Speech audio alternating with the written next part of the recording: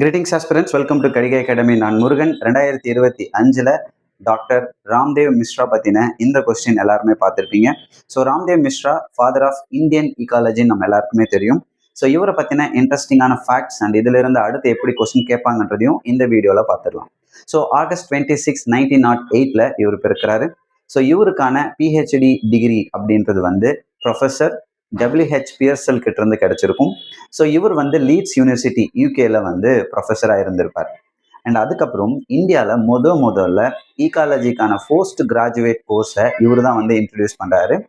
And அது மட்டும் இல்லை, ஈகாலஜிக்கான ரிசர்ச் அண்ட் டீச்சிங்கை பனாரஸ் ஹிந்து காலேஜில் வந்து டிபார்ட்மெண்ட் ஆஃப் பாட்னியில் இவர் தான் எஸ்டாப்ளிஷ் பண்ணியிருப்பார். அண்ட் ரொம்ப முக்கியமான ஒரு மைல்ஸ்டோன் எக்ஸ்பெரிமெண்ட், அதாவது ரிசர்ச் ஒர்க்ன்றது என்னன்னா, tropical ecosystem and grassland ecosystem பற்றின ரிசர்ச் பெரிய அளவில் இவர் பண்ணியிருப்பார்.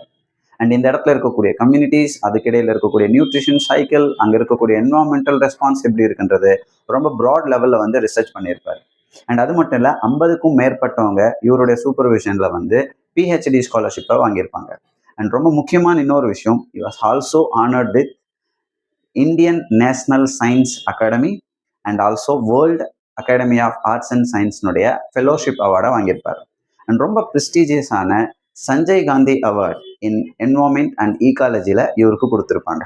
அண்ட் ரொம்ப முக்கியமான ஒரு விஷயம் நான் இந்த இடத்துல நோட் பண்ணுறது, 1972 இவருடைய எஃபர்ட்ஸ் காரணமாக இந்தியன் கவர்மெண்ட் வந்து committee for environment planning and கோஆர்டினேஷனுக்கு வந்து கொடுத்துருப்பாங்க.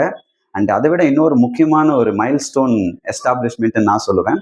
அண்ட் இதுக்காக ஒரு தனி மினிஸ்ட்ரியை வந்து இந்தியன் கவர்மெண்ட் வந்து எஸ்டாப்ளிஷ் பண்ணியிருப்பாங்க.